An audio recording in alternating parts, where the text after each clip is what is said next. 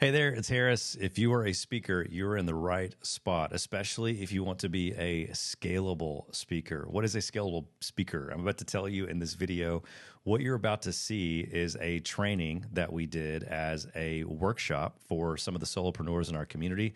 And it was for folks who were a mix of starting out in their speaking career and people who had already developed very successful speaking careers and are trying to figure out how to scale.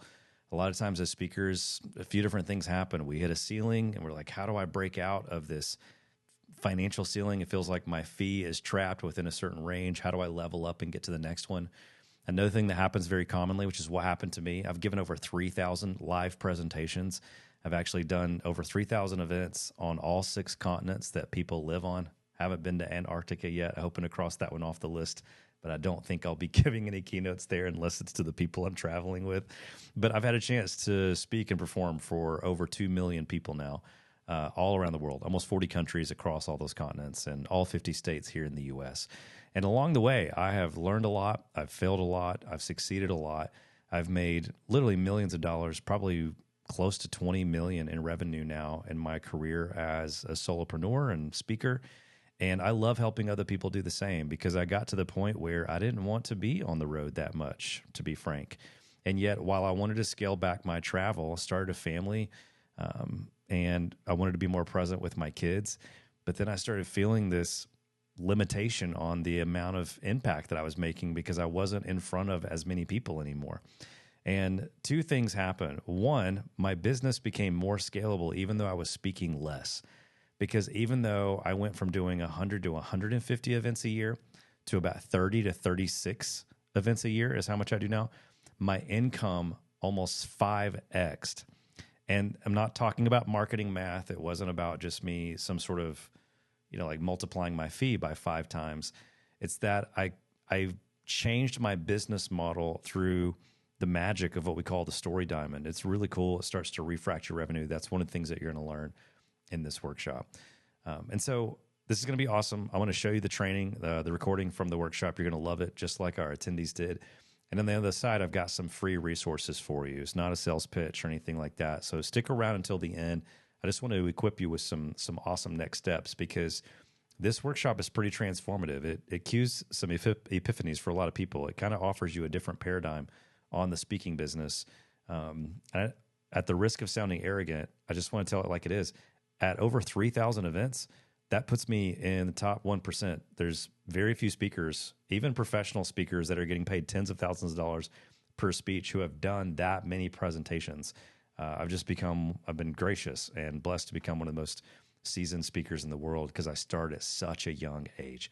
And so I want to give you some resources after this, including another workshop that's going to answer one of the primary questions around what is my signature story and how do I shape it, which is what we get asked most often on the heels of the Story Diamond framework training. So enjoy the Scalable Speaker Workshop.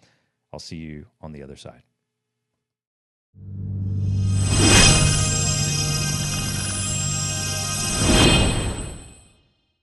All right, into the chat. This is great. See how simple this is? We're interacting with each other. I get to learn a little bit about you. So you guys are coming from all over the world. Let's start to learn a little bit about your speaking business before I tell you about mine.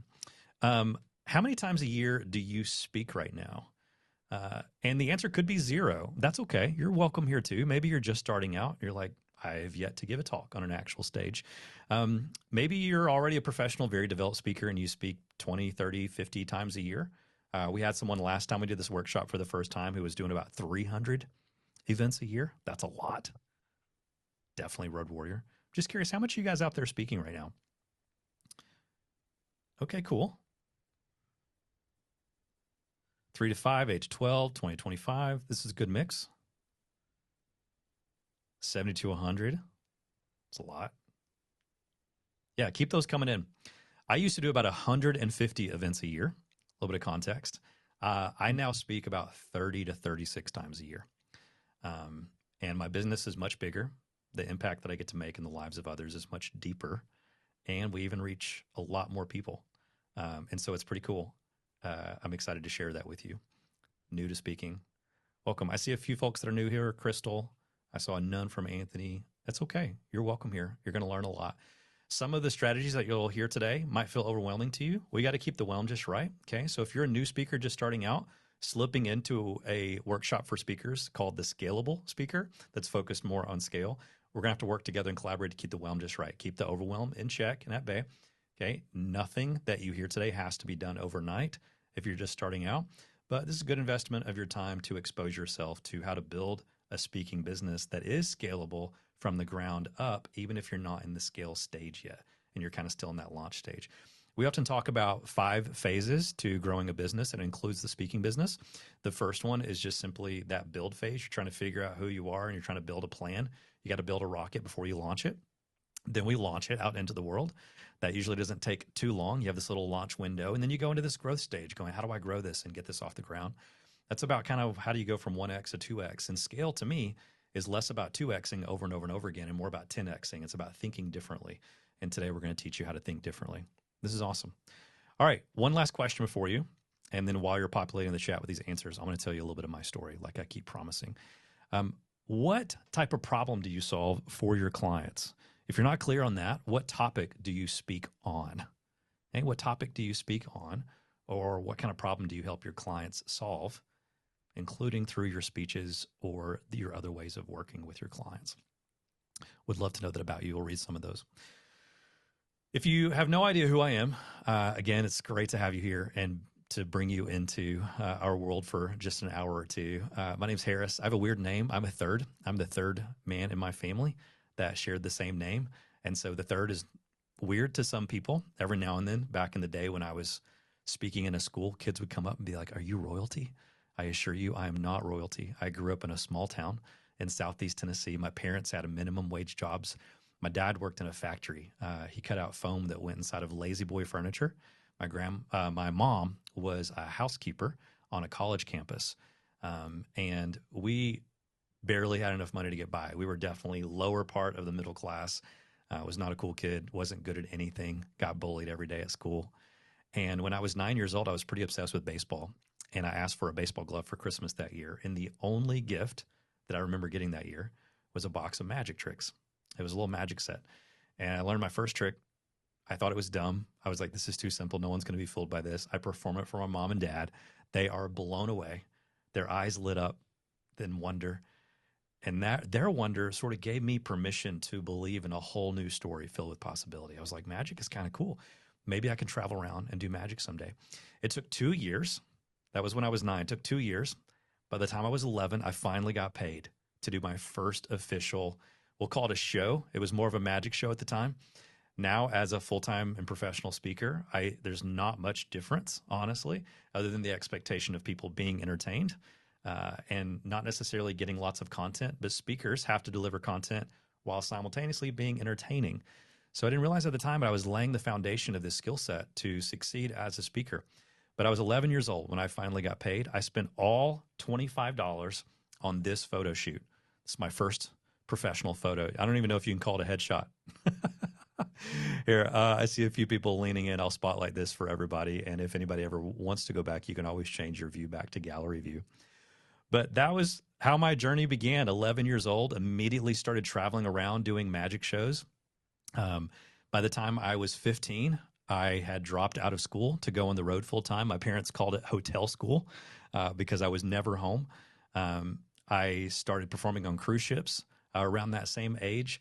I remember my parents sitting me down that year, 15 years old, at our little eat-in kitchen table at tax time and explaining, Harris, you just made more money this year than we have ever made in 2 years combined. And I was like, how much is that? And they were like, it's well over 6 figures. And I'm like, I had no concept. I didn't even understand what that was. And so my parents, blue collar, minimum wage jobs, they don't know what to do with this kind of money. We're all trying to figure out we're like, this is crazy. What's happening? I start being put in these national performance competitions within my magic industry and other variety arts. I start winning awards. I'm off to the races, right? By the time I was 18, I started touring internationally. And by 21, I had made $1 million doing magic shows. Now, that sounds like a crazy story, right? And it is. And it also sounds like a cool story until you find out what happens next. By 22, I was bankrupt. Now, how do you go from millionaire at 21 to bankrupt by 22? some of you have been around the block a few times and you know how this works, right? You see, when I grew up in a small town, I was not surrounded by stuff. And by the time I was 21, I wanted to get out of my little small town and I moved to the big city of Nashville, which we all know is not that big of a city. It is certainly getting bigger and the traffic's getting worse. But I built a big fancy house in a cool part of town, had all the fences and gates and stuff, one of those fancy master plan neighborhoods. I filled it up with cool stuff. I parked 2 nice, expensive cars in the driveway. We call it the American dream, and I felt like I had it at 21. The problem is I went to bed every single night feeling totally empty, thinking, like, is this what I'm supposed to do for the rest of my life?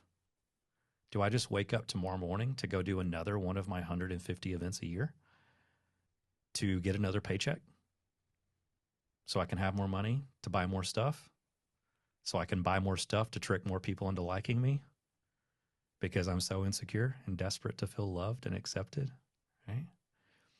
And what I didn't realize at the time is that my vocation as an illusionist had sort of become my lifestyle. What's interesting about a magic show is you're on stage doing things that are not real. I hope you guys are okay, me letting the cat out of the bag. I can't actually do real magic. I have no supernatural powers. They are simple sleight of hand magic tricks rooted in psychology, right? Which means I'm standing on stage doing these things that are very fake, but creating an experience for an audience that is very real. And the thing that was real was the approval and the applause and the attention. The problem is it felt so good, and I started anchoring my identity and value as a human being in that approval from other people, which means when I walked off stage, the show could never end. I couldn't stop performing because if you live for the approval of others, you feel like you're going to die by their rejection. And I didn't want rejection. And so I just did anything in my power to maintain and control the perceptions of other people so they could see me the way I wanted them to see me, the way I felt like I needed them to see me to prove that I was enough. Right? So now I'm 22 and I'm asking deeper questions about what life is all about. And when you're an illusionist, a professional magician, and you stop and pause and ask yourself this question, how did I get tricked into believing all this stuff? Some interesting epiphanies start to occur. One, I realized that the principles of deception that magician uses on stage to trick people are universal. Those are universal principles. The only difference between a magician and a great leader is the motive behind how they're using principles of psychology and influence and persuasion.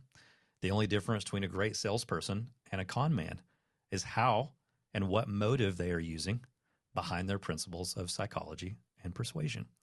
So with these universal principles, I realized, wait, not only did I allow myself to be tricked and deceived into believing some stuff that isn't true, other people could learn from these same principles of deception to figure out what they've been led to believe that isn't true. And turns out, if we can identify those lies and deception, the truth that they discover along the way can actually set them free to live the story that they're truly capable of living out. And so for the next 10 years, I did just that. I stopped being obsessed with cutting people in half and putting them back together again and started going, how can I not just jump in tanks of water and do things like Harry Houdini's famous water torture cell escape, but how can I get on stage and help people understand these different principles of deception that are so universal? And I found myself in the state of Michigan getting out of a straitjacket at the end of a school assembly. Do we have anyone here who has ever spoken at a school? And do you guys understand school assemblies, right? Where all the students come together. I didn't want to be there that day to do that assembly, to be honest with you. I was just there to sell some tickets to another event later that night. And I walk in, the principal's like, hey, you're the magician. Instead of just helping those kids understand how they're being deceived, I want you to tell some of your story. You've been around the world. Like, be vulnerable. Tell them how you've been tricked into believing some of the stuff that's tripped you up over your life. Now, in my mind in that moment, I was like, whoa, whoa, whoa, whoa, whoa. I am a magician, and I'm happy to talk about these different principles, and I can tell other people's stories. But I'm not getting into my story. That's some dark stuff, right? And before I could stop him and say, hey, I'm not some kind of motivational speaker, he just goes, I believe in you, and he goes out on stage and introduces me to 1,000 teenagers. I do a few magic tricks, and at the end, I get out of a straitjacket, a la Harry Houdini, and I'm holding the straitjacket up, kind of like I am in that photo right there, and I don't know what else to say. And so for the first time, I got real and honest and vulnerable, and I did what many of you, from experience, I'm realizing are refusing to do. because you feel the resistance that I felt in that moment. And that is embracing the vulnerability and the courage of sharing my story. Not just the good parts and the highlight reel, but all the parts of the story, the darker chapters of my story that actually gave birth to the wisdom that I have to share with others that has the potential to transform their lives or their work or their leadership. Right? So I opened up for the first time in front of a real audience that day. I opened up about getting bullied on the playground and how that felt like a straitjacket. I opened up about abuse from my childhood from a family friend that felt like it put me in another straitjacket. I opened up about addiction that I struggled with as a teenager, having access to resources and traveling around the world, oftentimes unattended, how that felt like another straitjacket. That felt impossible to break free from. I talked about addiction to the approval of other people, which led to me wasting $1 million trying to earn the approval of others, which led to a mountain of over $300,000 of bad debt after selling my house and all my stuff. That mountain of debt felt like another straitjacket. Straitjacket after straitjacket. And so I said to them that day, I don't know what your straitjacket is, but this is some of mine. And then I helped them understand, as I typically had, that the truth can set them free. Now, I don't know if any of you have ever given a bad talk. By show of hands, anyone ever given a bad talk? Or all of yours perfect? Okay, thanks for not making me feel too alone here. I'm glad it's not just me. That sounds like, oh, that's clever. Straitjacket, good illustration. Great job thinking on your feet, Harris. You told your story. Well done. When you're used to a script, and by this point, remember, I am now 30-ish years old, and I had done thousands of presentations. I'm not saying this to brag. I am out of all of the speaking industry, I am one of the most seasoned speakers in the world, not because I have some sort of extraordinary gift, but because I started at 11. I've done thousands of reps on stage, thousands. I've done international tours where I've done 5 presentations a day for like 30 days in a row. You rack up the reps fast, right? And even in that moment, the reason why I was so seasoned and felt comfortable was because of a script. In that moment, the script went away. I went way off script. And so my inner critic is waging war on my mind. And I'm like, that was awful. I should have just stepped to the script. What was all that? And I had this, like, some people call it a vulnerability hangover. Like, what were you doing? So all the students give me like this golf clap. The principal just gives me a thumbs up. He didn't even come over and like say, hey man, that was amazing. He's just like, great job. I got to get back to work. Everyone leaves except for one young lady. She's sitting up in the bleachers by herself. I'm down on the gym floor packing up my stuff. She starts walking towards me, and I see that she has tears running down her cheeks. I was like, what is she doing? She walks up directly to me and says, hey, Mr. Harris, I have something for you. I want you to have it. I was like, what is it? She reaches into her pocket. She holds her fist out in front of her like this. I don't know what to do. And so I just cupped my hands out underneath. This young lady drops her razor blade into my hand and said, that's my straitjacket. And you know what? I was sitting up there thinking about this, and I just decided I don't want it anymore. And you're the first person to ever make me feel like my life matters. And she turned and walked away. Now, in that moment, I never even got that young lady's name. But I will never forget. It is etched into my memory. I will never forget seeing her walk away, sort of sheepishly.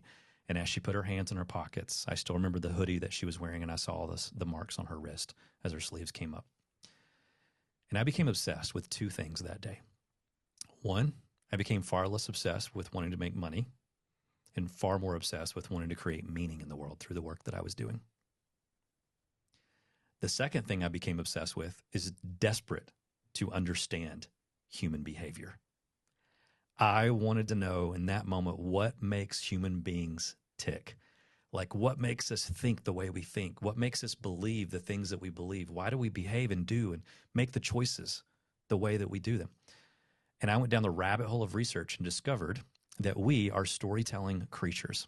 I discovered the power of narrative, that the stories that we tell others and the stories that we tell ourselves, they form these complex narratives. And each of you have a narrative. You have multiple narratives, and they are wild, right?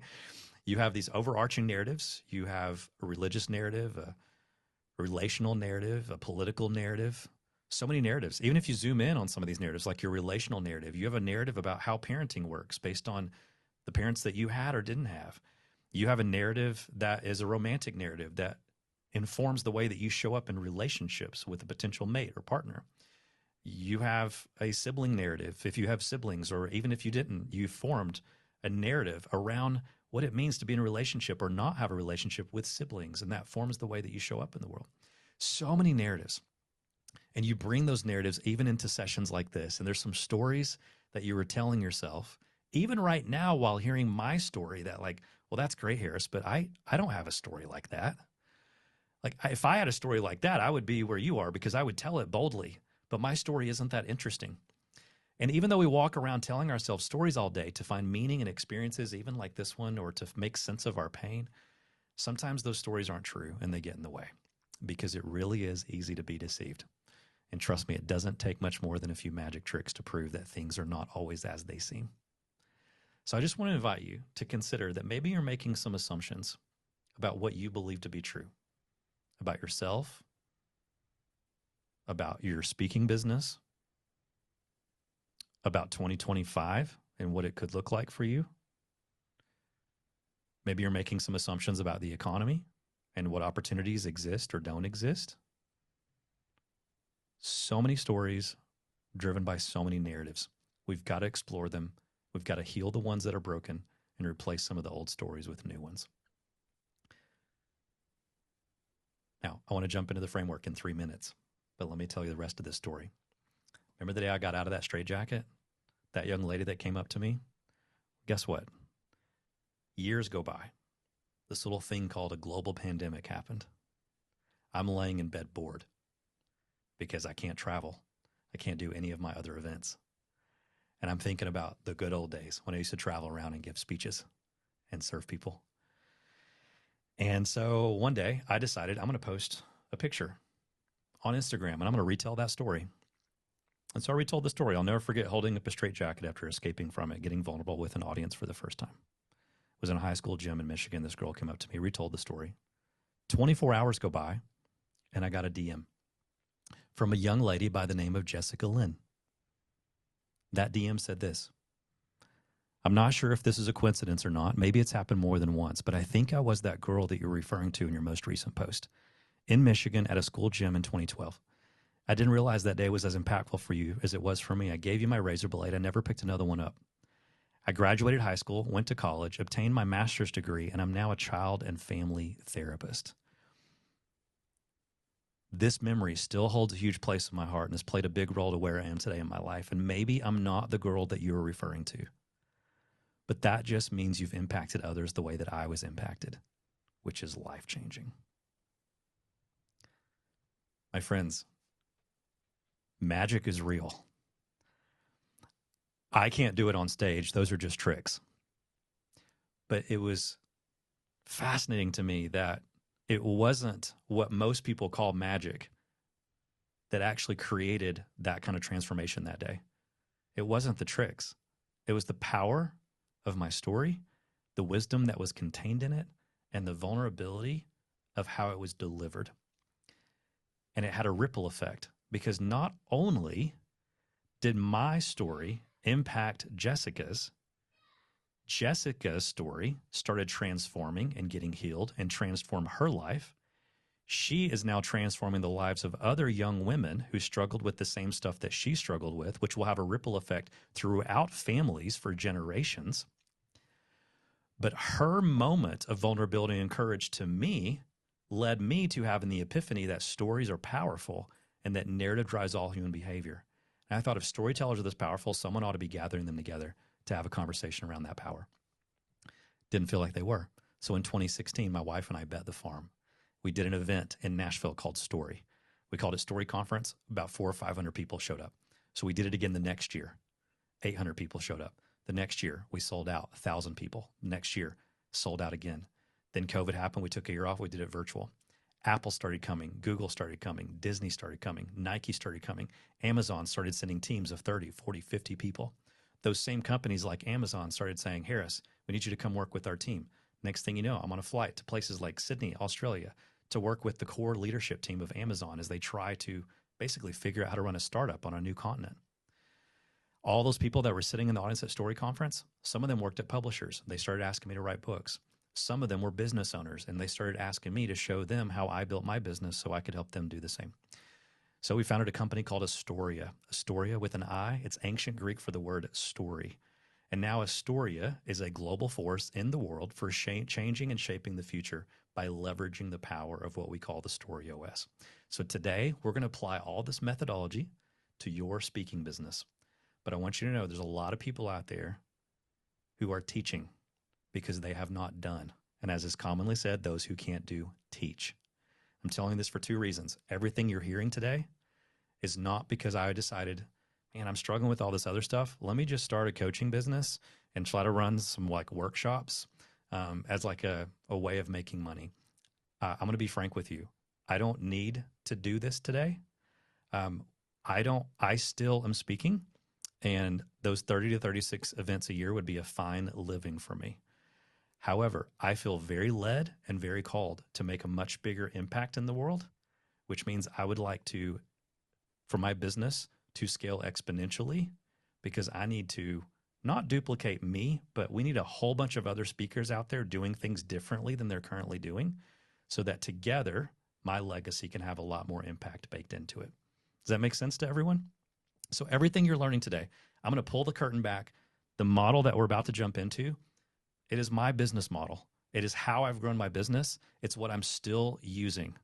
So while there are those who can't do teach, everything that you're doing and hearing about and learning about today is being used, has been used, and is currently being still implemented in real time. All right. If you're ready to jump in, give me a thumbs up. All right, cool. First thing I want you to know is you have a story, and that story needs to be told. And many of you are focused on the how of your talk on stage. That's not what today is about. Today is about the wow. There's a great book. It was written by a gentleman by the name of Simon Sinek. It's famous. You guys have probably all heard of it, right?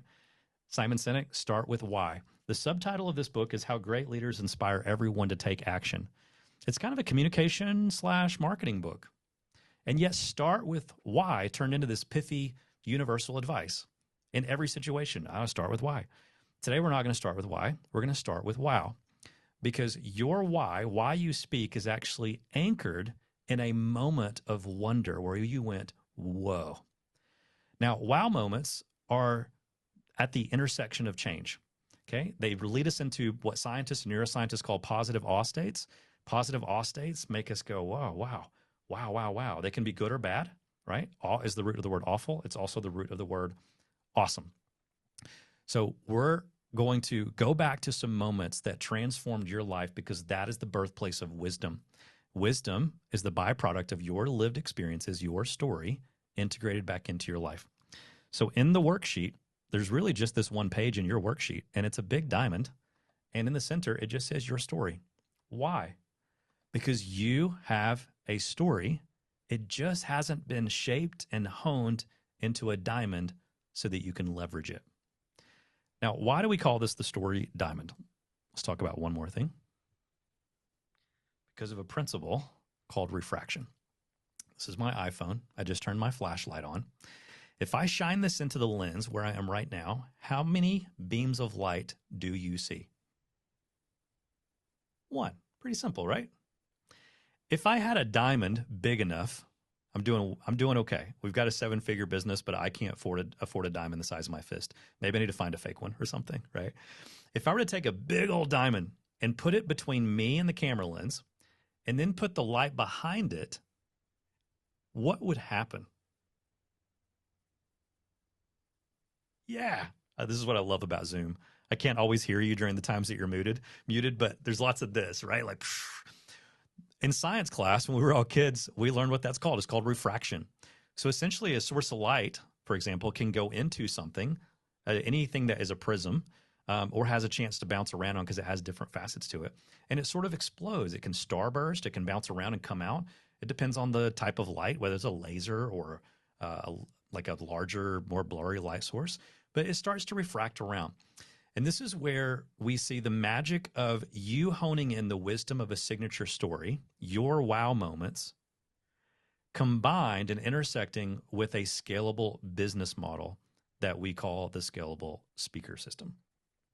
So if we go back to the worksheet, here's how I would think about this. This particular diamond has 5 facets. As many of you know, diamonds can have different numbers of facets. On this one, you see 5. This is a traditional speaker model based on the way that we teach it. The first thing that you have as a speaker is pretty obvious. You've got some sort of signature talk, right? Now, you don't have to call it a signature talk if you don't want to, but you've got a talk, a speech, a keynote, call it whatever you'd like.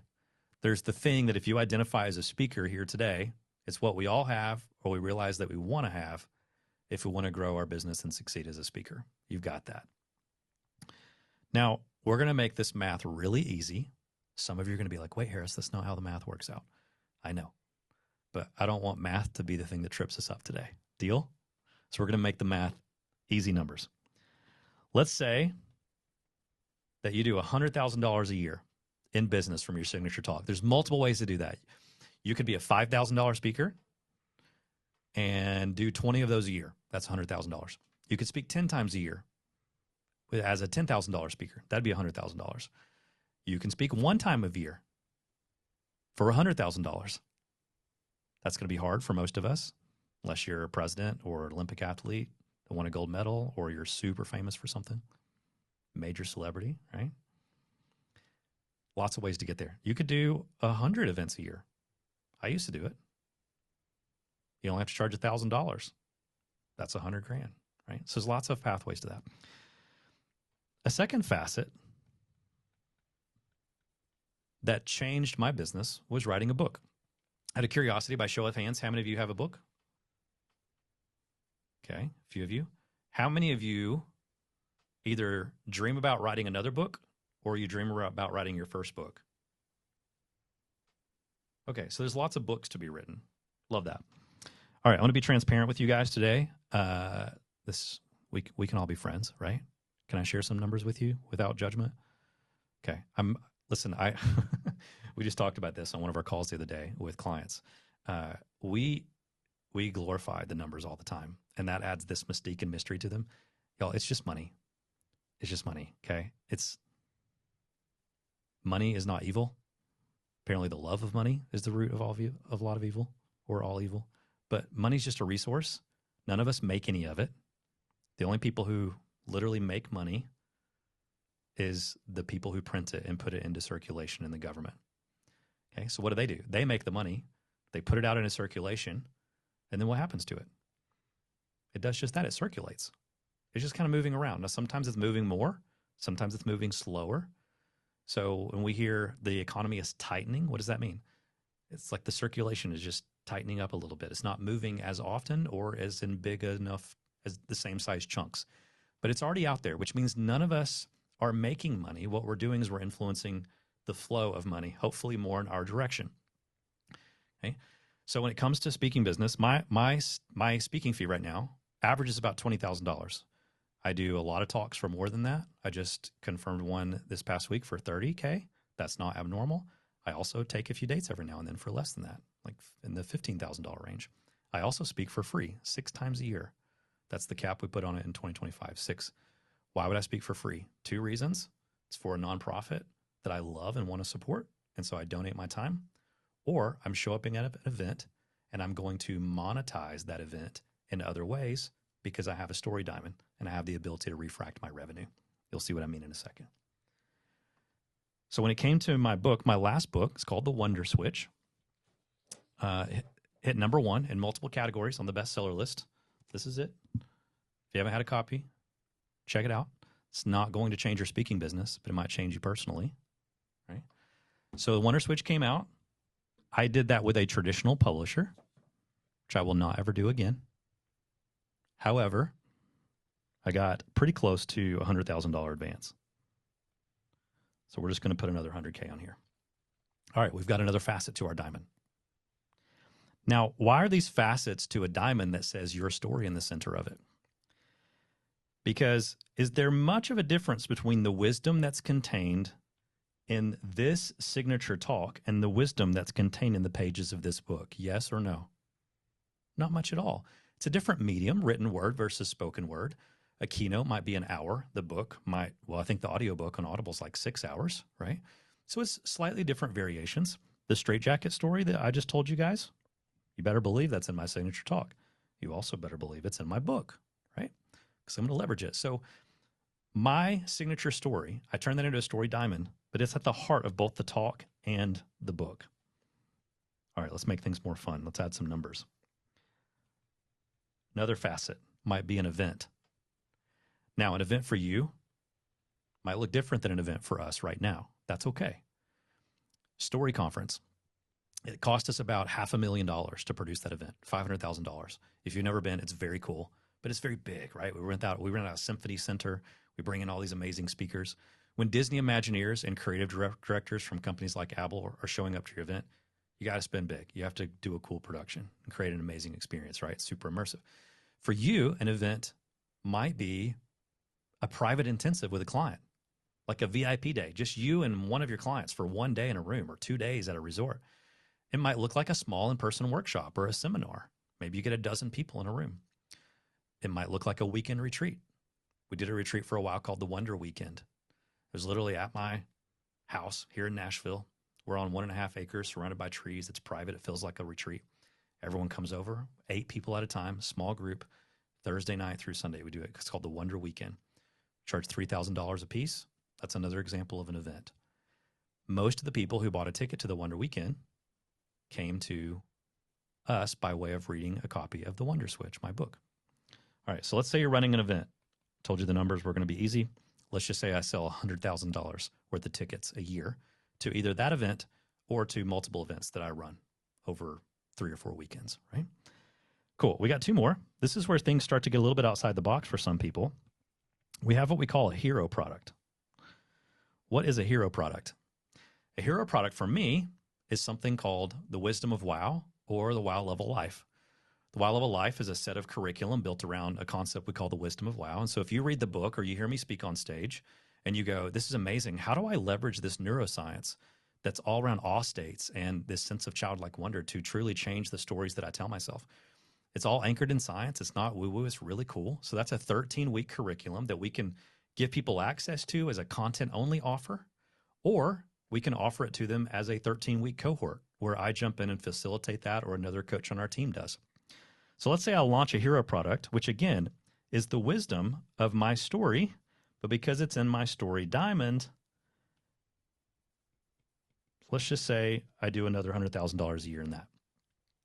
And then we have our favorite thing to help people with, CCC, MRR. It's not super creative. It's 3 acronyms. CCC stands for content, coaching, and community. We like to combine those 3 things together. It's what sets a lot of what we're doing apart from other people in the marketplace. So we pair the right content. That content gathers a like-minded group. We put them into a group. We coach them. The business model stays scalable. And then we do a good job at curating community and connecting them to each other. So now they're getting value not just from us, but from the people they're in community with. We do that in the context of monthly recurring revenue. So MRR is something you all need. Let me take 1 minute to tell you a story about MRR. One of our clients, her name's Brittany. She's now one of our business partners.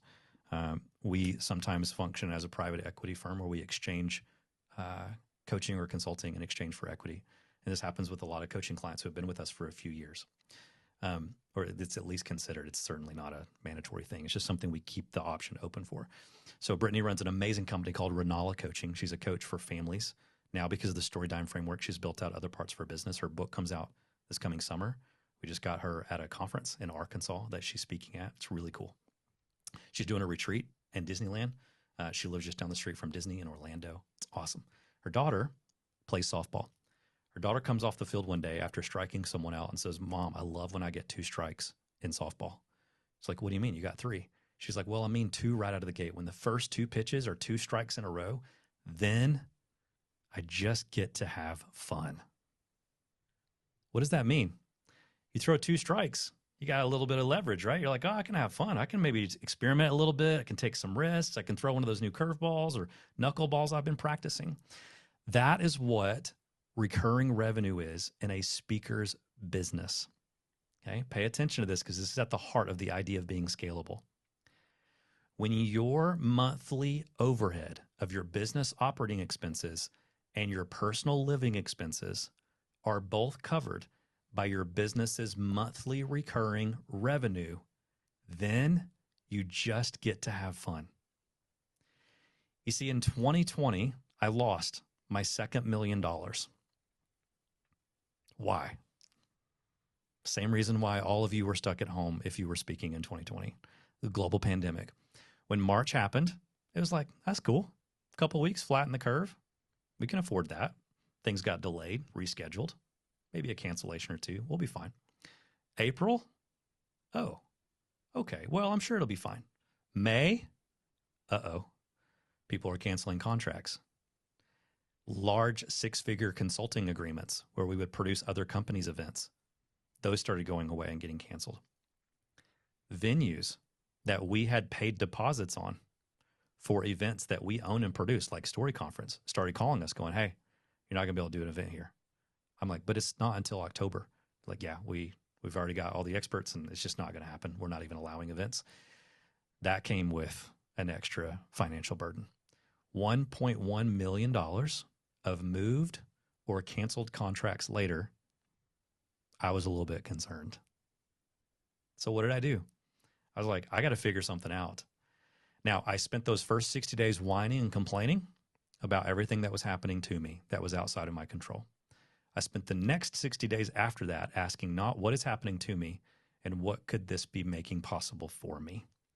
And that simple shift of going from worry to wonder that allowed me to get curious led me to going, let's build something new. So I got to start trying all these new things. And I went and hired a coach during a time that I didn't feel like I could afford one. It was like, I just lost him $1.1 million. I'm bleeding cash from my savings. It doesn't feel like I can afford this, but sometimes you have to make the investment and take the risk because when you pay up, you show up. So I paid during a time it was painful, and that forced me to show up in a way that I had never had before. And so a coach started working with me to help me round out. He didn't call it my story diamond, but he was like, you need some other offers so that you can make some other revenue streams. And I was like, oh, revenue streams. I've made those before. You see, when I was in my mid-20s, I decided I can flip a house. I watched one of those house flipping shows on HGTV. I was like, I'm like a redneck. Like, I grew up blue collar. Like, I can fix stuff. We never called anybody. If something broke under the house, my dad threw coveralls on my bed and said, time to go into the house. We're going to fix this, right? I'm like, I can do this stuff. And I did it. Bought a house, flipped it. 90 days later, walked into my bookkeeper's office. I'm like, hey, look at this. I got a check for $28,000. I kid you not. She goes, that's great, Harris. I was like, what? It's $28,000 from one house. She goes, yeah. I mean, I guess that's awesome if you think it's awesome. I was like, whoa, whoa, whoa. What are you seeing that I'm not seeing? Or are you just having a bad day? Because I feel like you're raining on my parade. And she sat me down and we did the math on the number of hours I spent on that house, morning to night. Guys, not only did my business suffer because I get distracted flipping and working on a house with my own hands, $28,000 equated to almost me being paid minimum wage because of the number of hours that I spent working there. By the time the math shaked out, it was a distraction. Now, it was another revenue stream, but it was a distraction. Why? Because it wasn't leveraging the wisdom of my signature story. It wasn't an additional revenue stream. It was a different business. So I invested in a coach and going, how do I monetize the wisdom I already have so I can build a synergistic business model? I was like, oh my gosh, the book, the events, this new content I'm going to create called The Wisdom of Wow and the Wow Level Life. That's my hero product. All of that starts with my signature talk or writing my book. Now help me build out this monthly recurring revenue program. And I built the monthly recurring revenue up. At the time, on the heels of COVID, it was about $45,000 a month, which was more than enough money to pay myself, my wife, start recovering financially from COVID, started making payroll again for our little small team. We started building back. And that changed my life. But it didn't add complexity to my business. It was simple because it was all anchored in a signature story. Now, this is the moment where the real magic started happening in my revenue. I told you I was going to keep the math simple. So let's just say I was doing $100K a year with my content coaching community offer. Do you think these numbers when refraction is happening, when that light source is bouncing around, when you shine a light into your story diamond and all that refraction starts happening, 100, 100, 100, 100, 100 is $500,000. Do you think that's where the revenue stays? No, because why? What happens? It's not 500K, because when you write a book, your fee goes up. And the people who hear your talk, they start buying your books. And some of these people who read your book, they end up coming to one of your events. Then when they come to your events, they say, you should come speak to my team at my company I work at. And these people who hear you talk, sometimes they want to go deeper. They're like, I don't want to go to a book. I don't want to buy a book. I want to come to this thing. I want to go through this 13-week course that you offer. Some of those people at the end of 13 weeks want to continue their journey, and they want to work with us long term.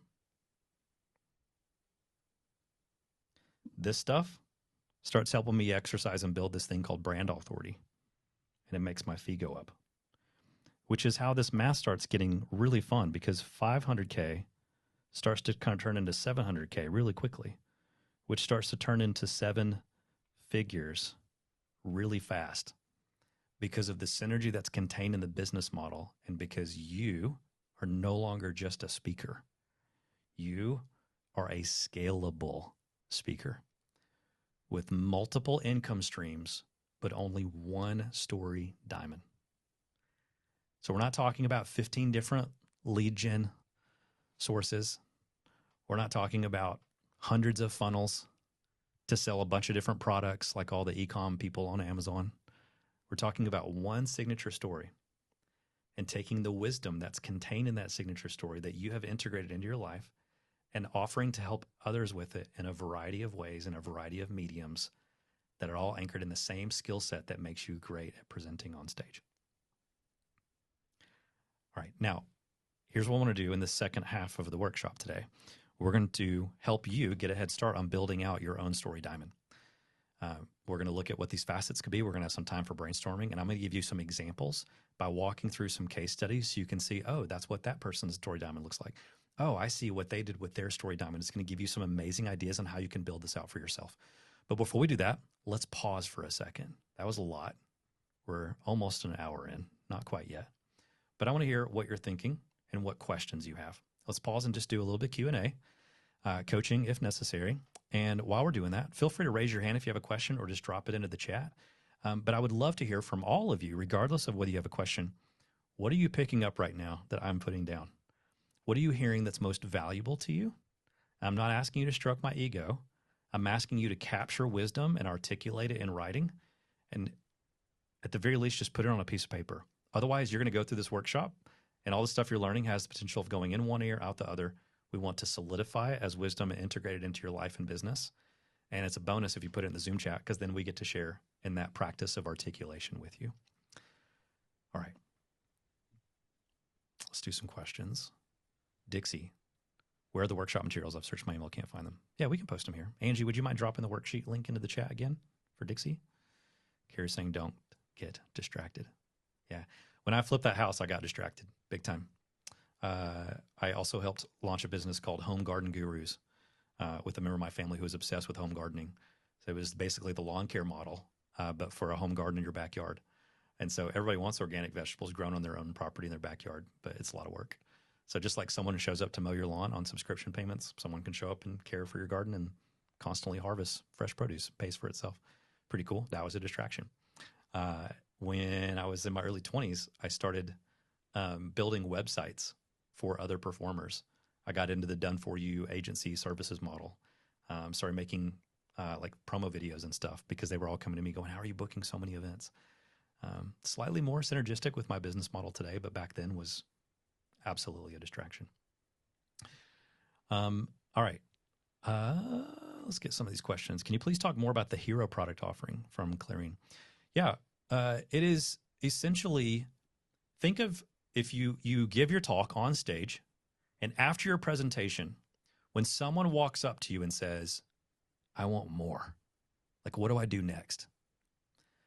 Think of it as taking the next stage of the journey and packaging it up in the appropriate format so they can complete some of the work that a keynote catalyzed. I have an unpopular opinion. Speeches, keynotes, talks, whatever you want to call them, are actually awful at completing transformation in the lives of other people. They are amazing at sparking and catalyzing it.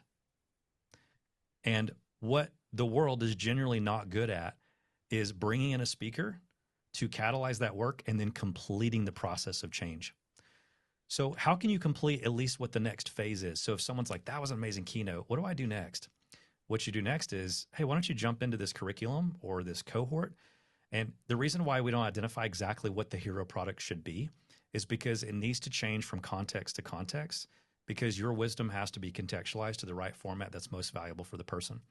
Sometimes that looks like you playing the role of a trainer and a teacher of ideas and content in a course. Sometimes it looks like you playing the role of a consultant, jumping in and building out a scope and figuring out what the next stage of the journey look like, which includes more discovery and answer giving. Sometimes it's more mentoring and coaching, which is more of you taking people on a guided journey where you get to play the role of guide, but it's very curiosity driven and you're pulling the answers out of themselves, which means you don't have to be the expert with all the answers. You have the experience that leads to asking the right questions. So is it a coaching offer? Maybe. Is it a consulting offer? Maybe. Is it a content offer like a course? Maybe. Is it a done for you service? Maybe. It's whatever your client needs to get to the top of whatever mountain they want to climb after they hear you give your speech, or after they read your book, after they come to your event, or something else. All right, Clear, I noticed you raised your hand. Do you have additional questions about that, or does that make sense? Are you okay with me coming off mic? Of course, yeah. Mute? Of course, So yeah. thank you. I'm so soaking in all of this. I love this process.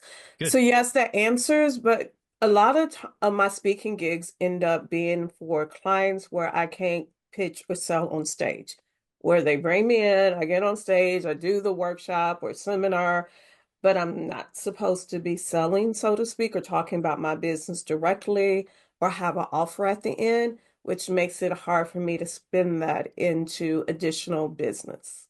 Mm-hmm. Yeah, there's an art to giving a keynote that creates that need, right? Okay. A lot of people are giving speeches that satisfy the client and the audience without creating a need for something more. And there's an art to that, and you've got to find a way to do that. We're happy to help you do that. But giving speeches aren't just about doing what the client asks you to do, because if they knew how to do what you do, they wouldn't need you to come in and do what you're doing. They're hiring you to come in because you have a certain area of expertise that's anchored in wisdom that they don't have. Not because they aren't smart, because they haven't lived your exact story. It's their story. So you're coming in as an expert. If they could solve that problem without you, they likely would have, and they would have saved the money. So it's this delicate balance of coming in with the humility of, hey, I'm here to serve you, not be served by you with my fancy writer that asks for green M&Ms. Okay? I'm showing up to serve you today. This is about you, not about me. But simultaneously, I'm probably the expert on the subject matter, which is why you called me here. You don't have to tell them this, but I'm seeing some things that you guys can't see, and there's some additional work to do if you really want to solve this problem long term. And so my speech has to serve the client well by doing what they have hired me to do, and simultaneously leave them content and satisfied and overwhelmed with the amount of value that I gave them in that moment, while simultaneously opening up the door of possibility. And it's all about stirring their imagination and curiosity for more. A lot of it also has to do with not over-focusing on too much how by undervaluing the role of clarity of the what. What I mean by that is, like, for example, today is not really a lot of a how workshop. And a lot of people come to workshops thinking, oh, I go to workshop to learn how to do stuff. It's not because I'm trying to withhold value because you're in some kind of funnel or something like that. It's because many of you are not ready for the how, because we jump to how too quickly and do it in unhealthy ways. So what you have to do is start with wow, which is what I did by sharing some of my story and what's possible for you. And then today is mostly about the what. So we go wow, why, what, way before we get to how. Our model for everything is start with wow and then go why, what, how now. Why, what, how now. Always start with wow. If you guys say that out loud right now, you're muted, so it's not going to feel weird. No one's going to hear you. I'm not going to judge you. But if you just go why, what, how now, why, what, how now, always start with wow. Then you will start with wow, which is an anchor in storytelling of a wow moment that gave birth to the why, because why is anchored in wow. Then we talk about why it matters. Then we talk about what it is. What's the big idea? What's the model? What's the framework? And so people undervalue the step of clarity around the what, and they overvalue the application of the how. Okay. Clarity of the what is insanely valuable for people. And while a keynote can have a little bit of how, it's mostly about the why and the what and the wow. Start with wow, tell them the why, make it count so they value the what, and then give away the what. That's the bulk of the keynote. And that's going to create the need for the how or additional how, because now you gave them clarity of what the full journey looks like. Right? That's how we teach it. That's how I've built my business. And it's all about how you start with wow that gives birth to why, that gives them clarity on the what, because now they want the prescription, and the what is kind of the diagnosis, right? If any of you went to a doctor, you go to a doctor, and the first thing they do is they start asking you questions. They try to discover stuff around your symptoms so that they can diagnose. They are moving you from pain aware to problem aware. If your prospects and clients were already solution aware, they would be Google searching for an expert. Those are great clients to have when they're already aware of my expertise, and they're like, oh, we need someone like Harris. Most of them are not even problem aware. They are only pain aware. And so in your marketing, your marketing's job is not to make people aware of yourself as a solution first.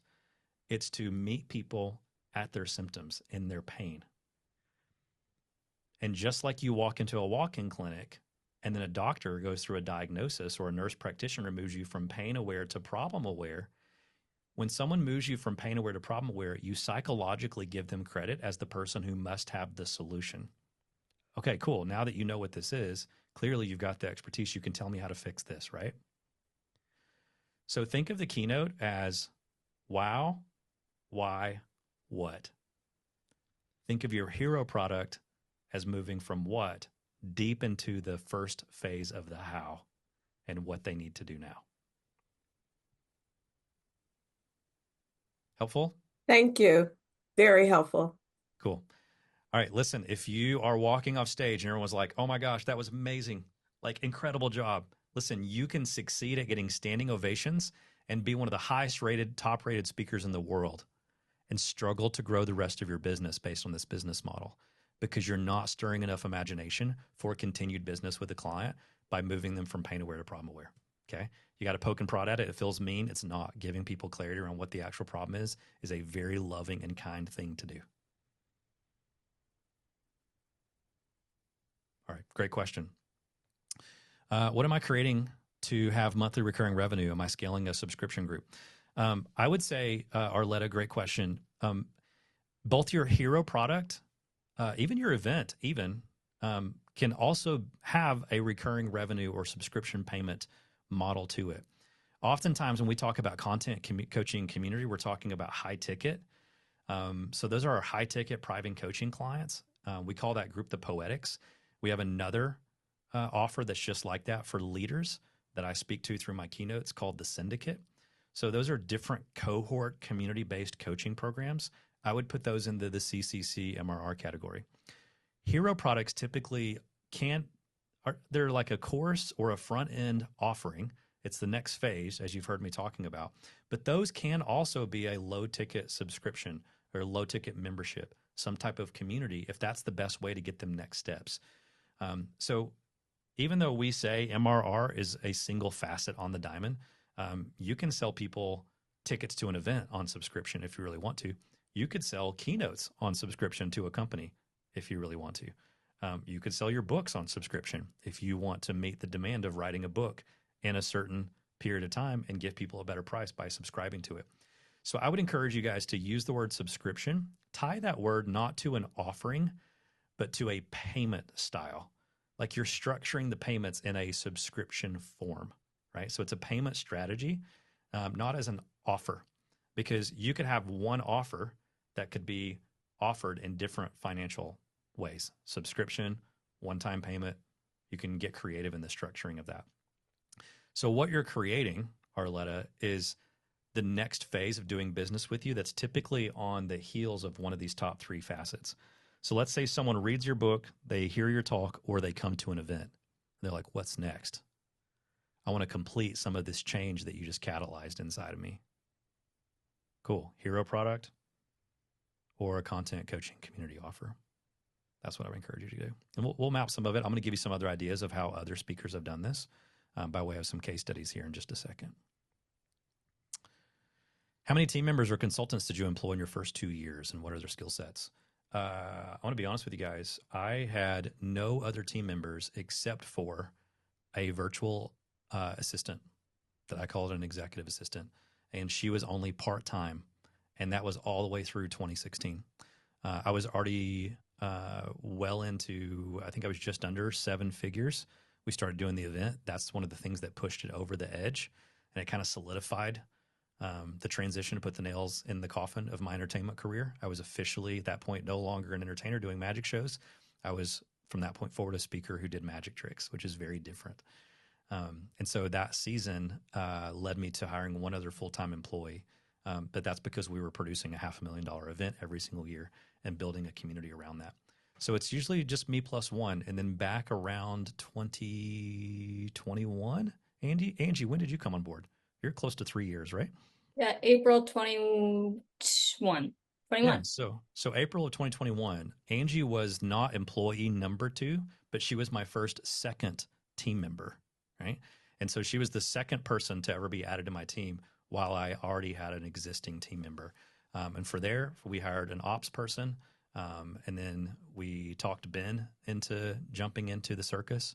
My wife, Kate, is now full-time back inside the business. She used to tour manage for me years ago, went off the road so we could start a family. We now have 3 kids. My oldest is 11, Jude, Everly, and Milo. Milo's my youngest. She just turned 6 last week.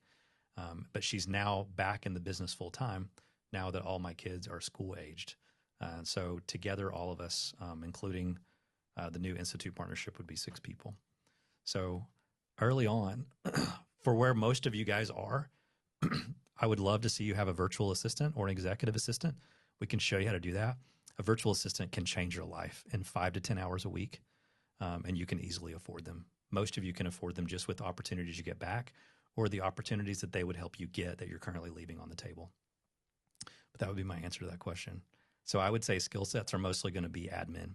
I'm a huge fan of hiring to cover admin first so that you get time back, and then immediately taking time, reallocating it towards revenue generating activity, and then start to focus on, if you're going to hire next, hire for marketing and sales, and or you just need additional support and supporting clients because you've got a client services problem, delivery problem. I have a coffee table book coming next year. How can I use my story to build my speaking career? It depends on what the coffee table book is about. We would want to know the context. Feel free to unmute and tell me about it if you're available to chat about it. But we would want to find a through line between. I'm here. Okay, cool. Yeah, Hi. what's the coffee table book about? Yeah, so hi everybody. My name is Brenda Williams. I'm from the Metro Detroit area, and I'm doing a coffee table book, which is building off a series that I did on my social media featuring women of color who are in leadership positions. So whether it's activism, nonprofit, business, I did it as an aim to highlight the work of BIPOC women. And so what I did was took the top 30 highest performing posts and put it into the form of a coffee table book because I thought that would be a great way to archive the postings. Yeah. And so I'm looking to next year really build out my speaking career. I'm a coach now, and I'm not saying that I'm going to stop coaching, but I would really like to speak more. And I felt like this coffee table book could be a great way to get into like how you were in high schools, maybe colleges, universities, to take this coffee table book, and depending on what part of the country I'm in or the world, have some of the women that were featured in the book also come out, sort of like or Oprah's Hello Beautiful tour. Sure. Or Hello, yeah, something like that. So yeah, so I was curious how I could use that to leverage other opportunities to Sure. after I'm finished speaking. Yeah. Yeah, great job. Monetize. Yeah. What I would encourage you to do is to not think about it in phases of, I'm going to leverage the book, and then I'm going to go do my own speaking, and then I'm going to do something with them, but to instead embrace the concept of the synergy and refraction that's inside the Story Diamond model, because that's the scalable speaker model. And what I mean by that is simply you're doing a few things really well, and there's a couple things that are going to be really hard that are going to require a lot of effort on your part. And that's okay, because there's parts of all of our businesses that require a lot of effort. The one thing that you have to leverage that is really smart, and I would encourage everyone to lean in and listen, because this isn't just about her, this is about all of us. And that is the power of the transfer of trust by getting earned attention and traffic from other people's audiences. Now, what do I mean by that? There are 3 ways that we get clients. Organic marketing. I don't do a lot of organic marketing, to be honest with you. Think about that as like social media content. Anybody else like just not want their life to revolve around writing on LinkedIn every morning and making comments and making Instagram reels? I don't. You guys go look me up at Harris III, Harris III, like the Roman 3. Go look at my Instagram feed or my LinkedIn profile. And I want you to do an assessment of how often I post. And I want you to compare how little content you see from me with the revenue that I have in my business. Now, correlation is not causation. I want to be clear about that. Organic marketing and social media content, a social media strategy is absolutely a viable plan for how to succeed at doing organic marketing for free. I have lots of friends who do it. We have clients that do it. We love helping them do it. I personally don't do it. I don't want to do it. I know how to do it and I could. That's just not how I want to spend my time and effort. So what do? I take some of the time that I get back from the slow, grueling process of building organically, and I reinvest the value of that time, AKA dollars, into paid advertising. A lot of you are on this workshop because you saw an ad. Anybody remember seeing an ad for me and ending up on this workshop? Okay, that was paid advertising, right? You haven't left yet if you just raised your hand, so I assume you're getting some value right now, and this is somewhat enjoyable, right? So that's paid. So we got organic and paid, and then we have what we call earned.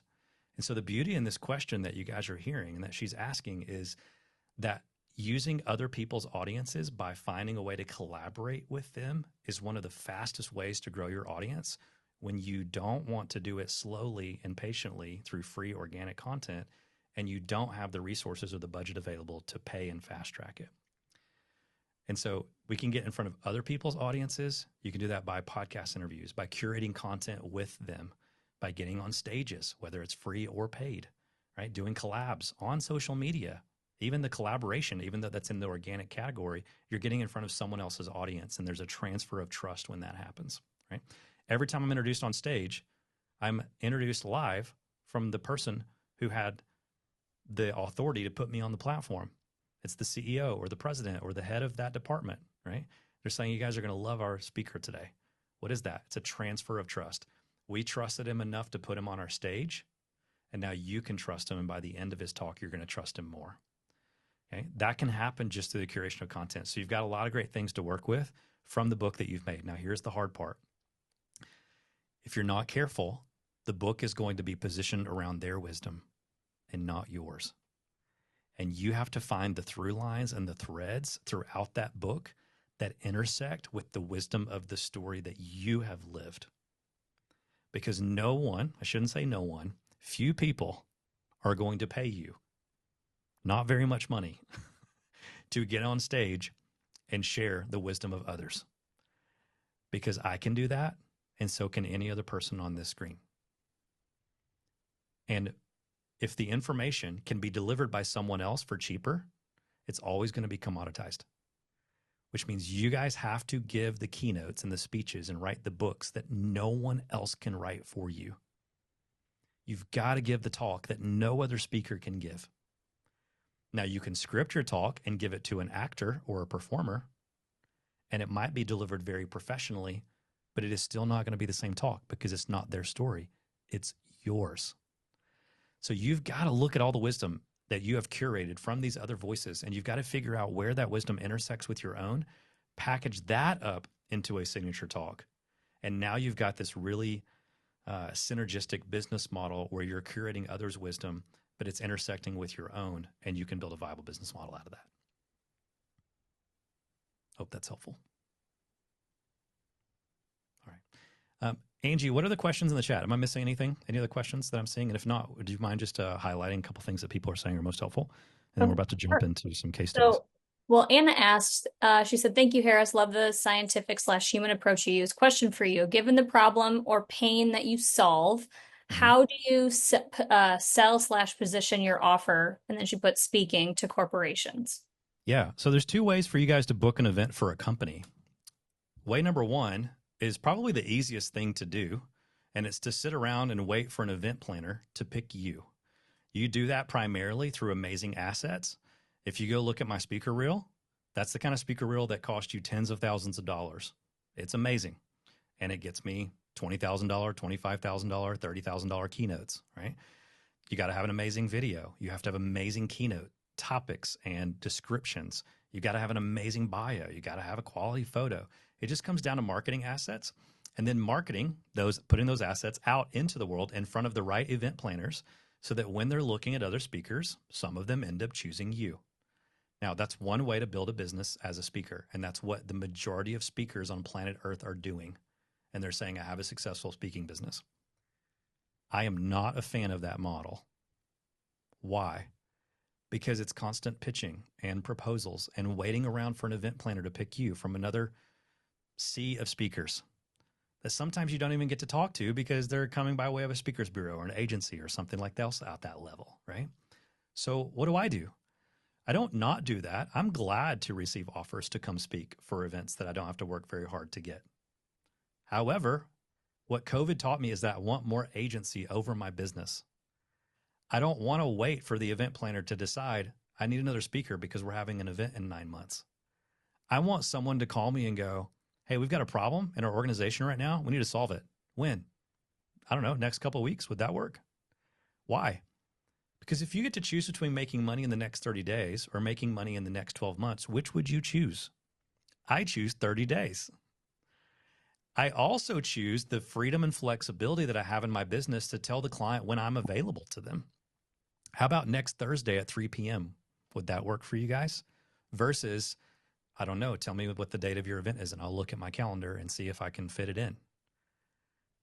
Now, again, I'm always happy to fit those events in. If a client is already solution aware, meaning I need a great speaker to put in this event we're programming, I'll gladly take the business. Don't get me wrong, we do a lot of that. But I just sent out a $50,000 proposal for something that we are trying to productize, and I don't have to wait for their event to come around on the calendar. If and when they say yes, we'll get started next week. And that means I get to get paid next week. And I get to schedule the talk and the workshops on a time that works for me and them, not just the date they booked their venue a year in advance. So I have so much more control and agency over my business. And I would encourage all of you to do the same. Now, the deeper part of the answer to that question is a complex marketing and sales strategy that we don't have time to get into today, but we would love to walk alongside of you and help you with that. All right, Angie, anything else? Lots of great feedback from what they're navigating and what they're talking through.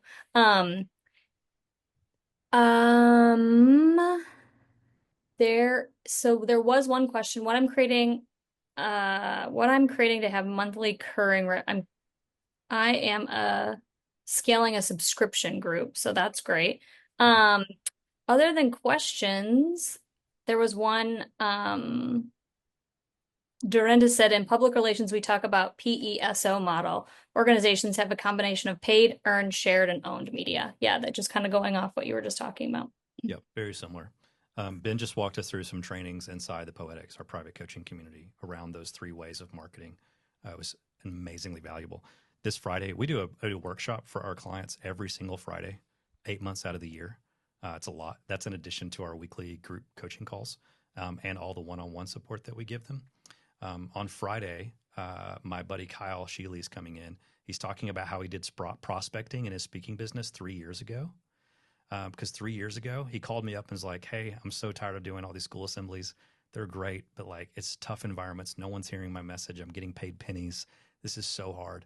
And so I gave him some thoughts on how to dial in his message and move into doing more corporate keynotes on top of the schools. Y'all, he has surpassed me. He's averaging $25,000 to $30,000 a keynote. He gets about 100 offers a year. You can do the math. That's about a $3 million speaking business, not include other facets of his story diamond.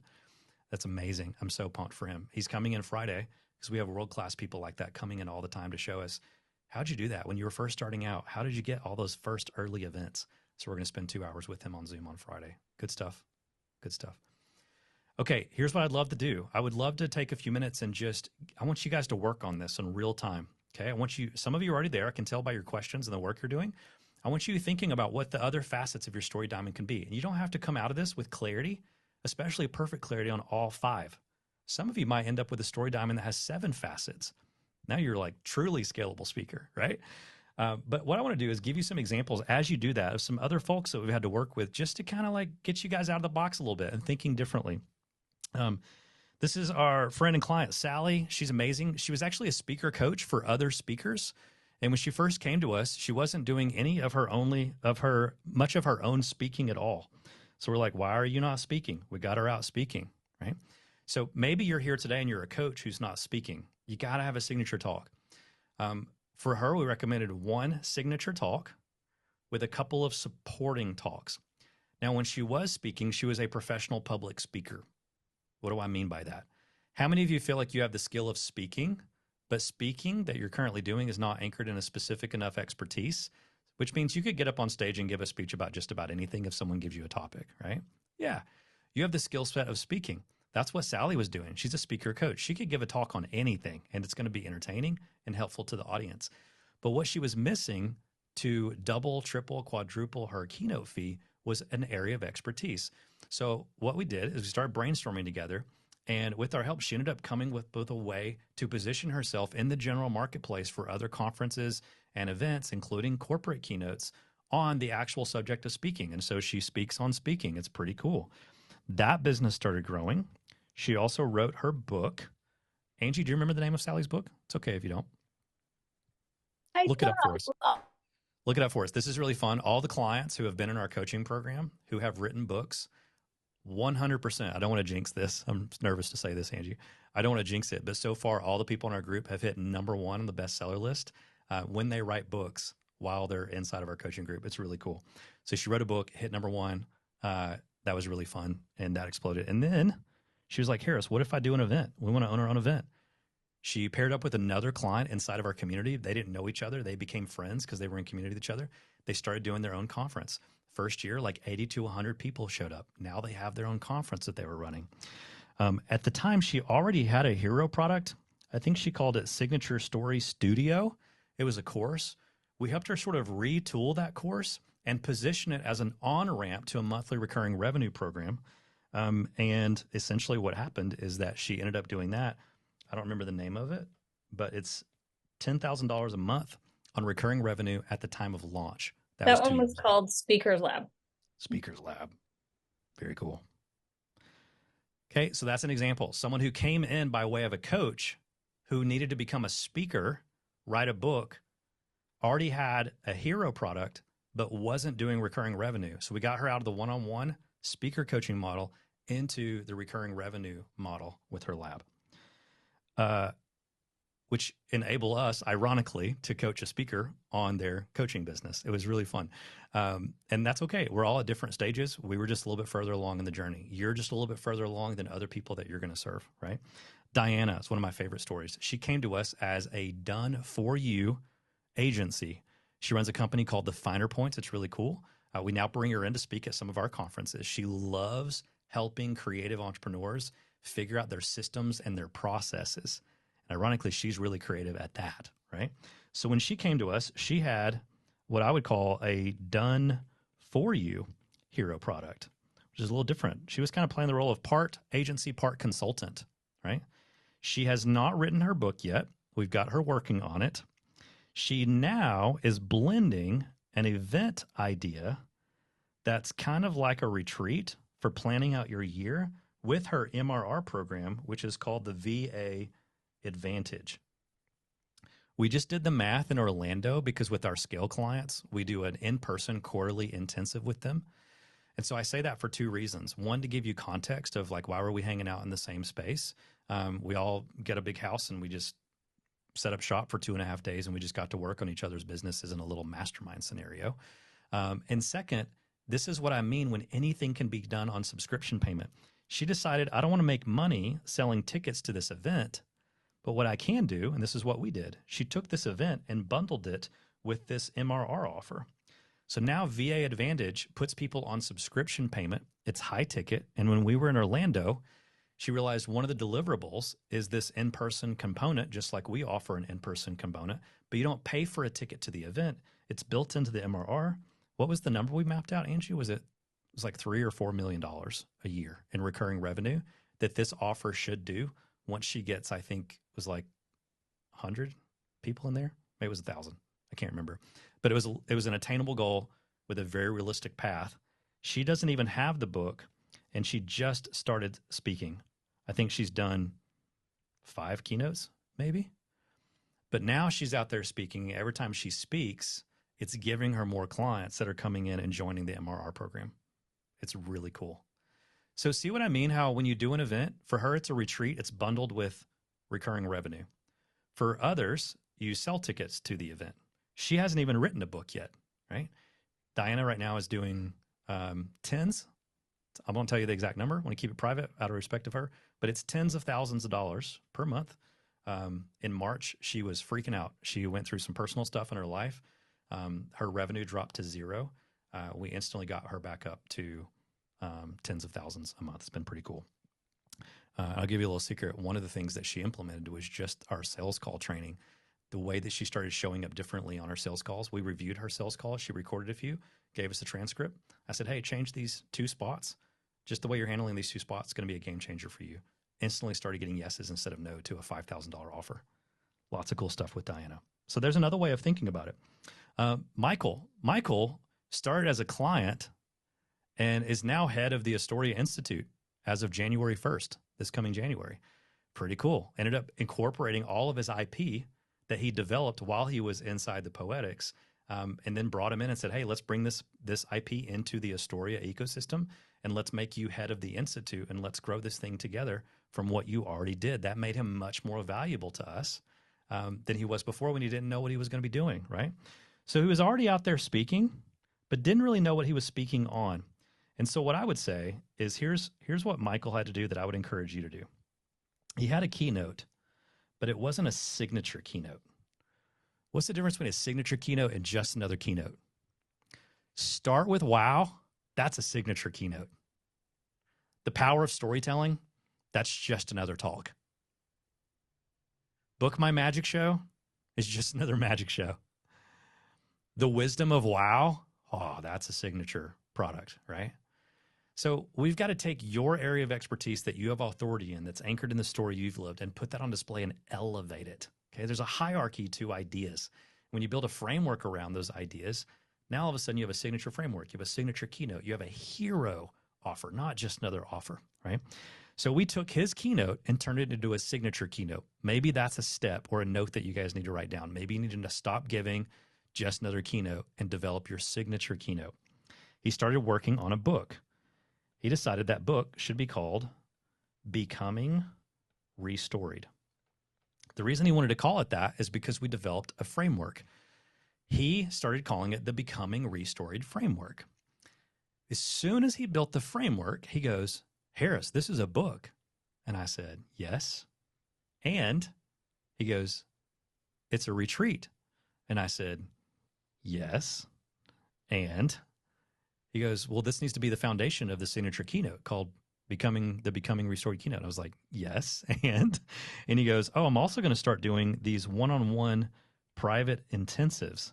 And all we do is we start with the framework as a way for clients to ID where they are on this journey so we can hone in and figure out what growth strategy they need over the context of the next 1 to 3 day private intensive.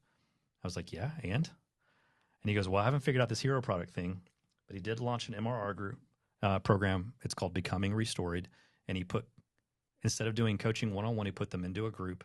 It's the Becoming Restored community. And he built that up to start stacking clients instead of replacing them so we could develop monthly recurring revenue. The right content, the right coaching, the right community. Pretty cool, right? Built his business up to the point where we're just like, hey, you got your act together now. Why don't you come join our team? Brought him on as a partner. Very cool. Hey, last one. I love this story. Val came to us. She was, in her words, the queen of cynicism. She was so cynical. When she first came to us, she's like, coaching is dumb. I don't need help with any of this stuff, until I realized that I do.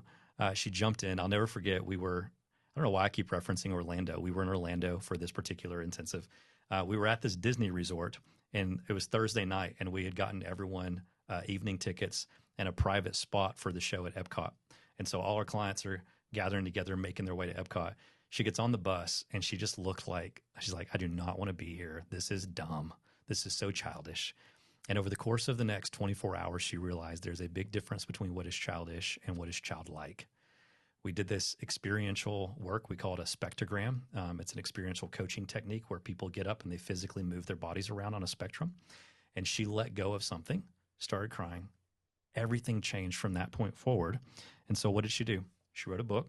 It's another one of the books that hit the bestseller list. It's so cool. We're going to need cake. She wrote her book. That hit the bestseller list. She updated the name of her keynote. She did the same thing that the others did. She stopped giving any keynote that someone called her to, and she just started giving the We're Going to Need Cake keynote, the messy leadership keynote. She called it the Cheesecake Factory menu. You guys ever been to Cheesecake Factory? It's like a book. It's like a novel. You got to read through so many options. Cheesecake Factory, with the exception of maybe cheesecake because it's in the name, they're not an expert in any of the food because you can't be good at everything. That's like me printing a business card saying I'm a magician for all occasions. You're going to hire the same magician for your kid's birthday party that you're going to put in front of your private clients if you're a Fortune 100 company. It's probably a different magician, right? Why? Because different areas of expertise. So she ditched the Cheesecake Factory menu. We helped her hone it in, signature keynote, wrote the new book that she'd been dreaming about writing for years but wasn't sure how to package it. She started doing a hero product on the heels of her speaking, which was just a coaching offer. Now, here's why I want to tell you some of Val's story. Her coaching offer wasn't recurring, but it was still a coaching offer. It wasn't a course, wasn't a consulting package. It was, hey, the leaders in this room, I probably can walk alongside of you for the next 6 weeks or 13 weeks. The thing you've got to know about Val is that she loves to travel. She didn't like the idea of a recurring Zoom call or calls on her calendar every single week. So instead of building out a recurring revenue program, she does these things that she calls camps, like summer camp, winter camp. And she talks about her area of expertise, and she does them both publicly for people and sells tickets to them, even though they're virtual, or she packages them up as a hero product and walks alongside of a company by coaching their team for 6 to 12 weeks at a time. And that allowed her to add an extra 6 figures to her revenue.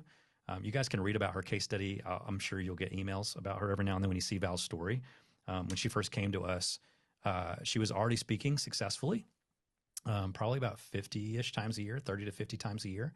I just did a case study interview with her the other day. She has doubled her fee and then tripled her fee while she was working with us. And now going into 2025, she's raising it again. Pretty cool. Now, here's what I want you to hear. When she raised her fee, was it because she became a better speaker?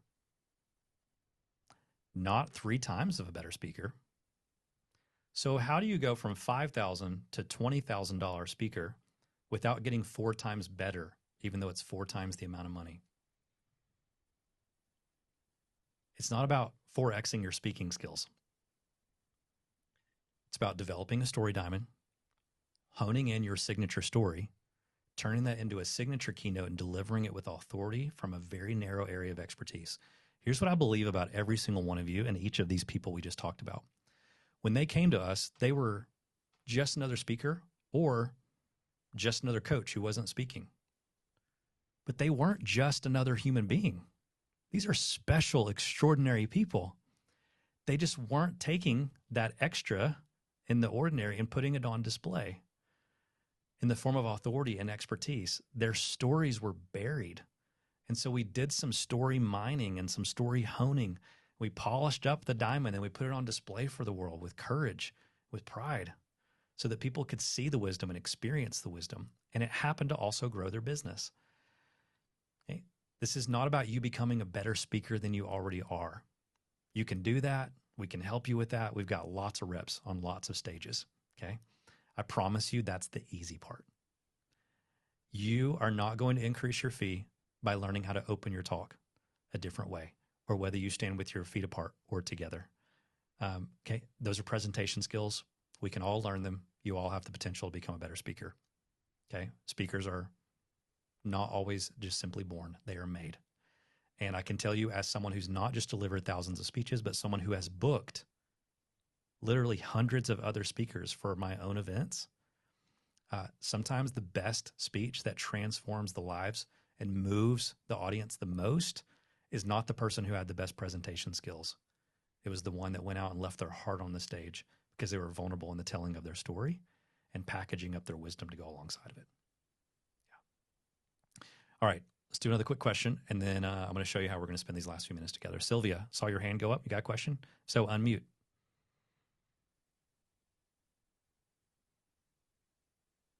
Okay. What's Um, up? yeah, so I have a slam signature talk. Mhm. I happen to be the first woman to win a slam dunk contest blindfolded. So my Nice. That's awesome. thank you. So my background's in basketball. And so the SLAM acronym stands for self-confidence, leadership, accountability, and mindset. Awesome.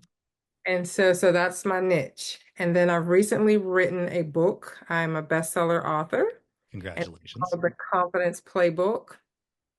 I also have a Slam Inner Circle.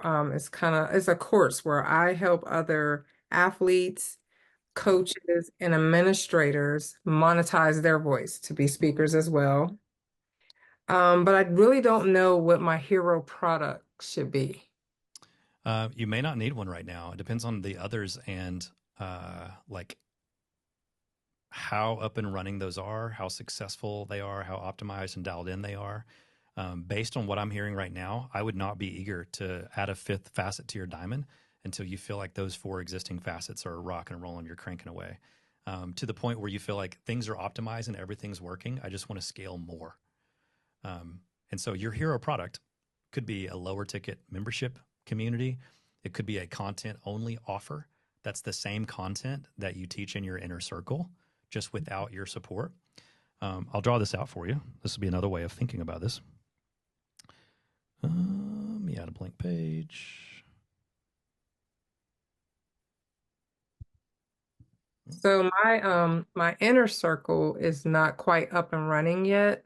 Yeah, so I would focus on getting that up and running before we do anything new, for sure. I wonder, like a low-hanging fruit for me would be to do an event here in North Carolina where I have other athletes, put them on a stage where they can speak and maybe like teach them just kind of how to create their own package and then funnel them into the inner circle from there is what I'm thinking after hearing you speak.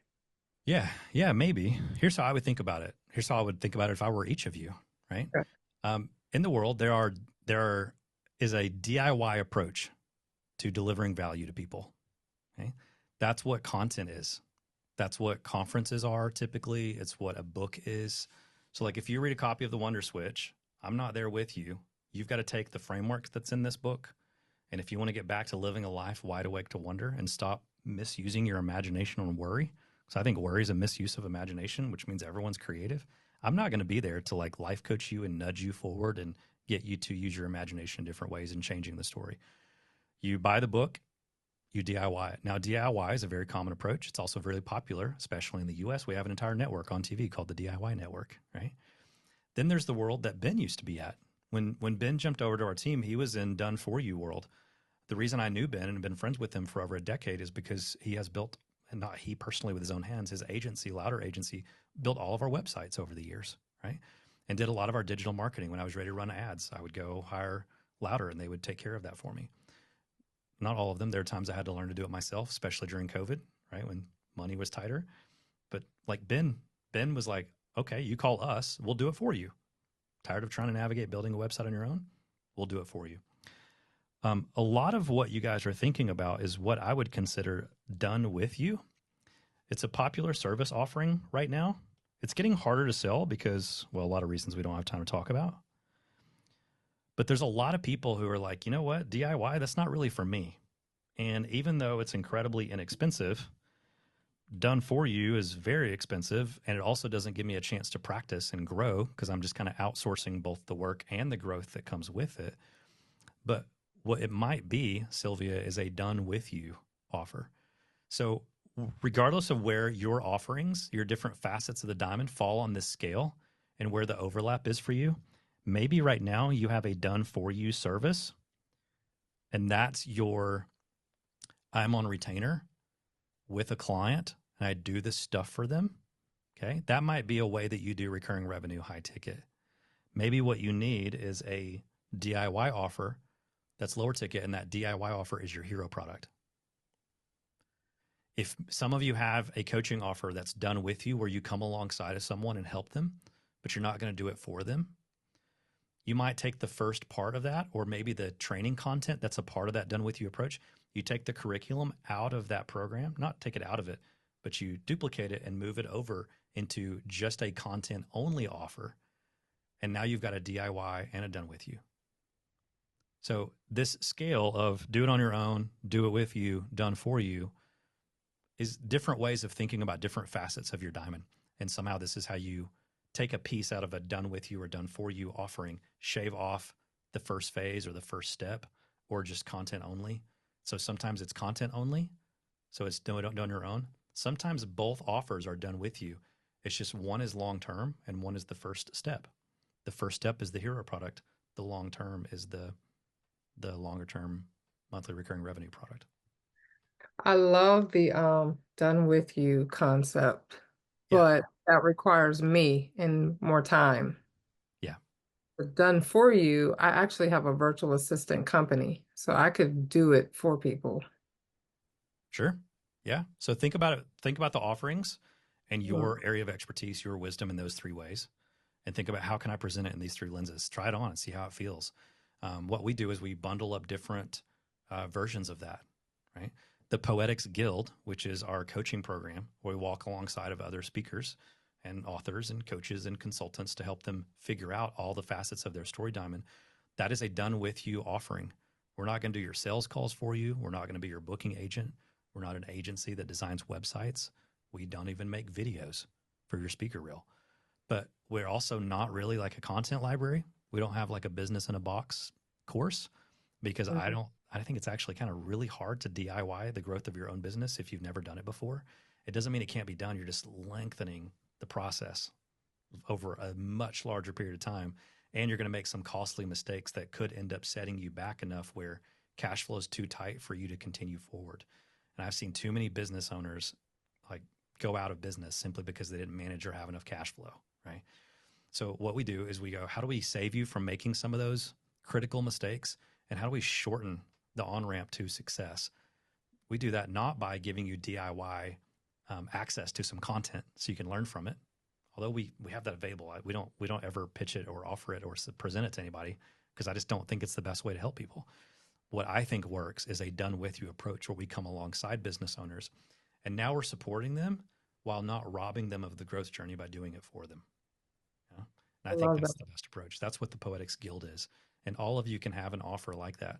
It might be structured differently, but that's an offer in our business. And we have multiple of those for different segments. So all the leaders that I speak to when I'm out doing keynotes, they're invited to join us inside the syndicate. It's the same offer. What is the syndicate? It's leadership development content by our leadership coach and partner, Shane McKenzie, paired with a leadership coaching call that he does every single week in a group format, and a community that stays connected via a private Slack channel. Content, coaching, community together. So we grow and develop leaders. That's the syndicate. So that's another example of a done with you offer. All right, by now, I hope that you guys are in this section. Hope you enjoyed these stories of other people and it spurred some ideas, but I hope you're here. I told you these 5 people were not just other human beings, but they had other businesses that were just another business. They were giving talks that were just another talk or keynote, but they're extraordinary humans. Each of you can be the best in the world at what you do. I mean that, y'all. Like you can literally be the best person in the world at what you do, But you've got to do it through this framework of the story diamond. Otherwise, you're going to take all that uniqueness and all the stuff that makes you special and you're going to leave it on the table. Okay. We do that with authority and expertise. There's 4 pillars of brand authority. That's not what this training is about, but you've got to do things from a foundation of brand authority. Okay. What does that mean? A lot of times just niching down and focusing and honing in your expertise. I am not the world's best magician. I'm a great enough magician. I've won awards. I'm respected by my peers in my industry. So if you were to go to one of the like little underground magic club things and said my name, they're like, yeah, I know that guy. But I'm not the world's best magician. I am also not the world's best speaker. I've got a lot of reps. My keynotes are great. I get paid well. I get a lot of standing ovations, but I'm not the world's best speaker. But I am the best in the world at what I do. Why? Because there is no other speaker on planet Earth who was professional magician, award-winning illusionist, turned expert in the neuroscience of positive awe states and childlike wonder, and how that changes the story we tell ourselves and the narratives that drive all human behavior. That's my thing in that part of my business, right? Nobody else does that. I'm the only one in the world. So I'm the world's foremost expert on a magician's perspective on awe and wonder, especially when you bring in the story component, right? You can be the, not one of, the best in the world at what you do. You can be world class, but you've got to be doing what no one else can do. How do I know? How am I so positive that you can be that? Because no one else has lived your story. Most of you just probably haven't done the work of identifying what that story is and identified how you can make it the center of your business and turn it into a story diamond.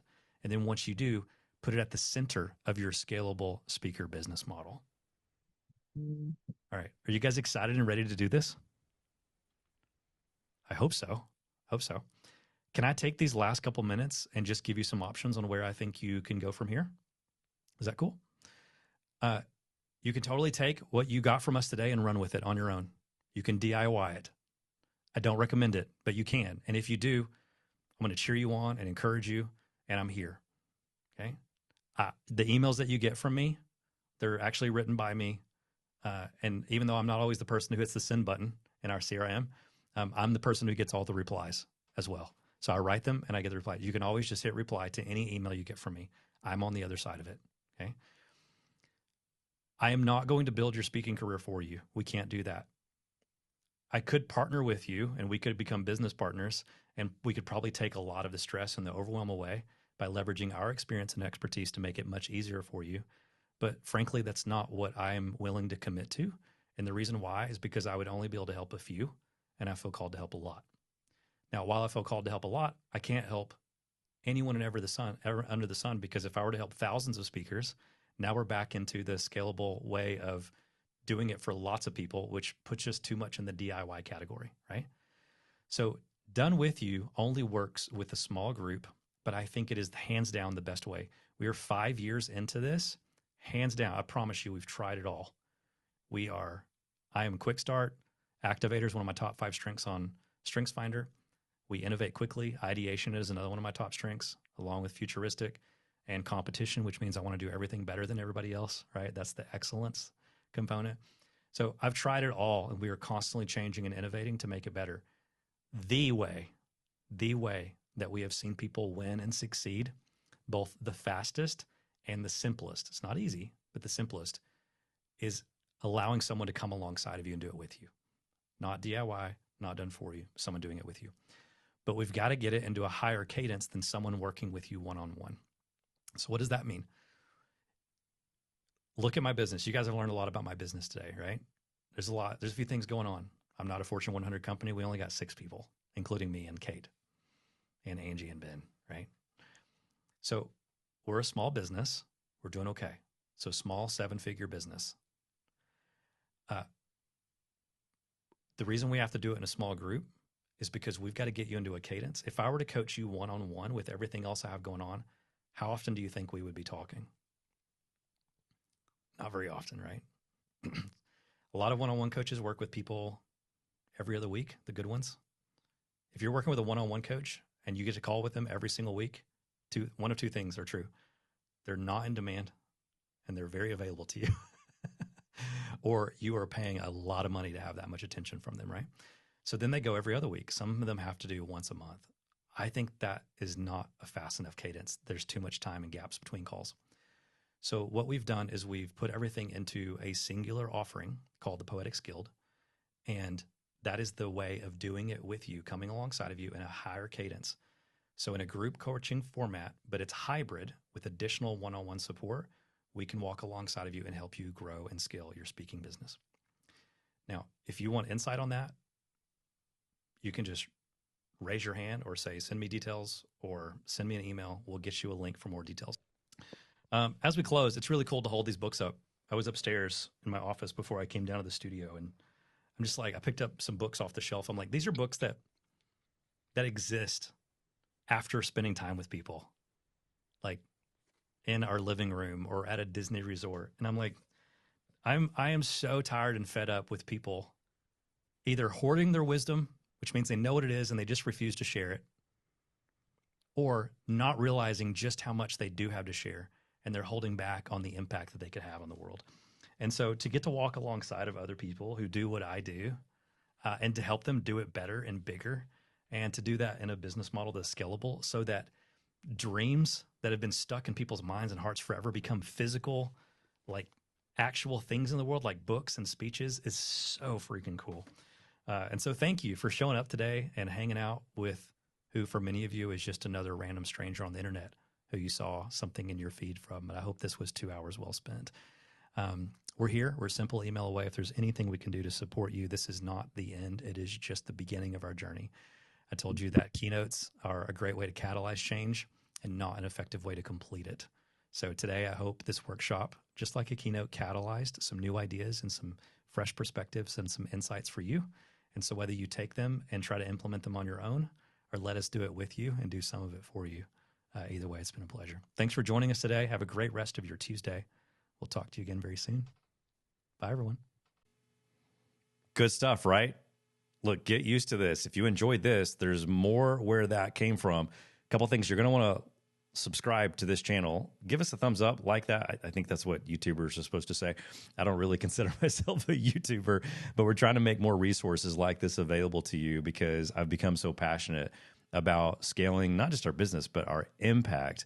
And we do that by resourcing other people like you to help you grow your business as speakers and solopreneurs. And so help us do that. Subscribe. We got a lot of resources heading your way, and you can get started on that right now. If now you're wondering, okay, great, Story Diamond Framework, that's awesome. Would love to keep my business super scalable. But what about that signature story piece? Well, we got so many questions about this. We actually turned around and offered an additional paid workshop to our community. And I want to give you the recording of that as well. It's totally free. It's not gated. You don't have to give us your name and email. The link is in the description below. And so click that, go and watch that video. I think our folks paid like $100 for access to this workshop. I want to give it to you as my gift to you. It's the perfect next step. So to get your own revenue refraction happening with the power of leveraging the Story Diamond Framework, let's focus on the essentials of your signature story. Click, watch that video now. There's a few other resources for you in the description below. Like and subscribe, and I'll see you in the next video.